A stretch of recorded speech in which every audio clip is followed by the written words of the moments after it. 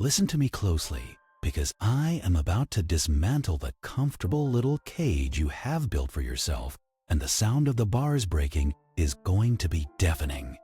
You wake up. It is 6:30 in the morning.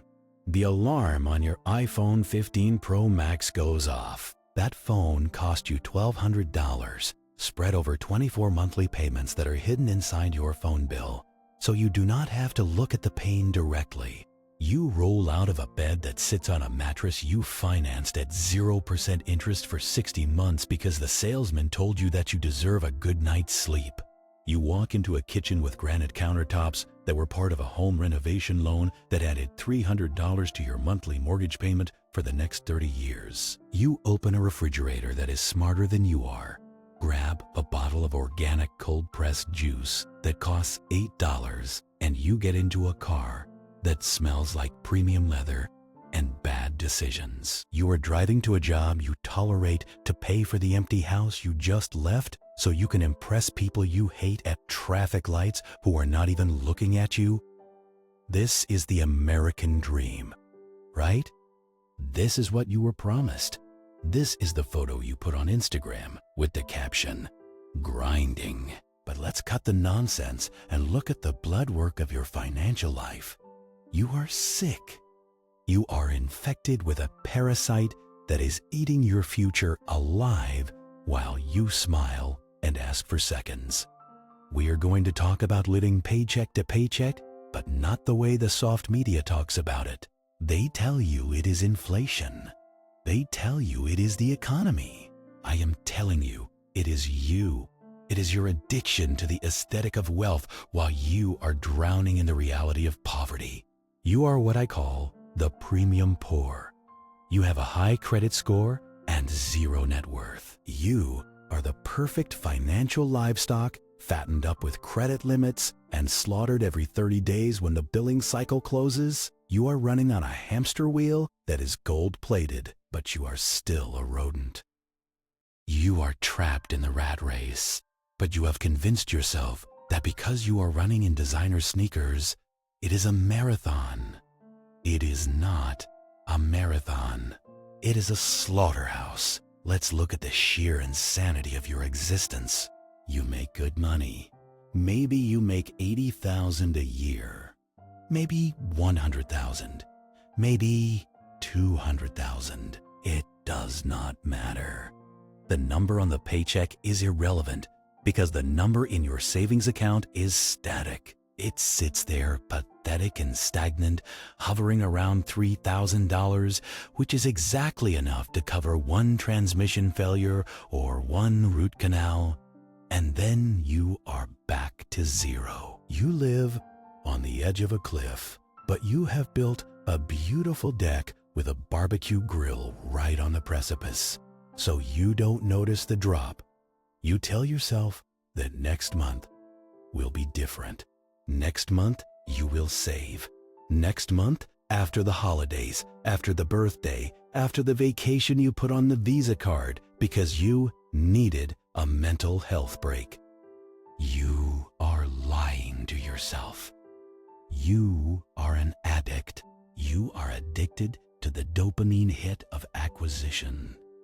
You are addicted to the feeling of swiping a card and walking out with a bag that proves you exist.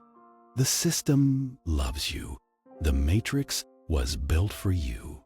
You are the battery that powers the machine. Every time you sign a lease for a car you cannot afford to buy in cash, a banker gets his wings. Every time you upgrade your lifestyle to match your raise, the chains get tighter, but they feel lighter because they are made of velvet. Let's dissect this disease. Let's look at the anatomy of the middle-class cancer. It starts with the education trap. You went to college. You took out student loans because everyone said it was an investment in yourself. You borrowed $40,000, maybe $80,000. You graduated and got a job making $50,000. Then you got a raise to $60,000. But you didn't keep living like a student. Oh no, you deserved a reward. You moved into the luxury apartment complex with the pool you never use and the gym you walk past on your way to get tacos. Your rent is 35% of your take-home pay. The experts say it should be 30%, but you justify the extra 5% because it is in a safe neighborhood and it has a concierge. Then comes the car. You cannot drive a 10-year-old Honda Civic. What would the client think? What would your date think? So, you lease the Audi, $450 a month, plus insurance, plus premium gas. Now you are working the first week of every month just to pay for the privilege of sleeping indoors and driving to the place that allows you to pay for sleeping indoors. The second week of the month goes to taxes because the government takes their cut before you even see it. They treat you like a resource to be harvested. You are left with 2 weeks of income. But wait, you have subscriptions: Netflix, Hulu, Spotify, Amazon Prime, the gym membership, the cloud storage, the meal kit delivery service, because you are too busy to chop an onion. That bleeds out another 3 days of income. Now we get to the terrifying mathematics of your stupidity. I call this napkin math for the delusional. Let's say you bring home $6,000 a month after taxes. That sounds like a lot of money to a lot of people. But let's watch it vanish. Rent is $2,500. Car note and insurance is $700. Student loans are $400. Utilities and internet are $300. Groceries, because you shop at Whole Foods to signal your virtue, are $800. Dining out and socializing is $600 because you have a fear of missing out that is clinically significant. Miscellaneous shopping is $400. Do the math. $6,000 coming in, $5,700 going out. You have $300 left. That is your margin of error. $300. If you get a flat tire, you are in the red. If you get invited to a wedding and have to buy a gift and a plane ticket, you are putting it on the credit card. And since you cannot pay the full balance next month, you pay the minimum. And the interest kicks in 24% APR. That is not a financial product. That is usury. That is legal theft. You are voluntarily walking into a prison cell and locking the door because it has nice wallpaper. You are leveraging your future labor to pay for past pleasures that you don't even remember enjoying. That sushi dinner from 3 years ago, you are still paying for it. That weekend trip to Miami, you are still paying for it. You are dragging a corpse of debt behind you, and it gets heavier every single day, but you are too busy looking at the newest iPhone to notice the smell. This is where the concept of the premium poor really shines. You look rich, you smell rich. You drive a car that rich people drive, but you are one missed paycheck away from ruin. Real wealth is quiet. Real wealth is sovereignty. Real wealth is having the ability to walk into your boss's office and quit because you don't like his tone, and knowing you can survive for 5 years without working a single day. That is power. What you have is dependency. You are a slave with better working conditions. You are terrified of losing your job, not because you love the mission, but because without that direct deposit hitting every 2 weeks, the house of cards collapses. The bank takes the house. The repo man takes the car. The credit score you worship like a deity crashes into the earth. This fear keeps you docile. It keeps you obedient. It keeps you saying yes sir and no sir, and working late and checking emails on Sunday. You have sold your freedom for a lease payment. The system relies on your financial illiteracy. They teach you the Pythagorean theorem in school, but they don't teach you about amortization schedules. They don't teach you about the time value of money. They don't teach you that inflation is a hidden tax that erodes your labor. They want you dumb. They want you consuming. They want you comparing yourself to your neighbor, Steve, who is also drowning in debt, but he hides it better. You are competing in a race to the bottom with people who are already there. The psychological damage is even worse than the financial damage. Living paycheck to paycheck creates a chronic low-level cortisol spike in your brain. You are constantly in fight or flight mode, even when you are sitting on your overpriced couch watching a show about people with real problems. This stress kills your creativity. It kills your ambition. You cannot think about building an empire when you are worried about paying the electric bill. You cannot take risks. You cannot invest in yourself. You become risk-averse because you have no cushion. You cling to the safe path, the corporate ladder, the 3% annual raise that doesn't even keep up with the price of eggs. You become small. Your soul shrinks to fit the size of your monthly payments. You trade your dreams for security, but the security is an illusion. One merger, one acquisition, one round of layoffs, and you are on the street with your Le Creuset cookware and your panic attacks. You are playing Russian roulette with a fully loaded gun, believing that because you haven't been shot yet, you are immortal. Stop blaming the economy. Yes, the game is rigged. The matrix is real. The currency is debased. The housing market is manipulated. But you are the one signing the papers. You are the one swiping the card. You are the one who cares more about what people think than what you actually own. You have an ego problem. You are trying to fill a spiritual void with material garbage. You are buying things you don't need, with money you don't have, to impress people you don't like.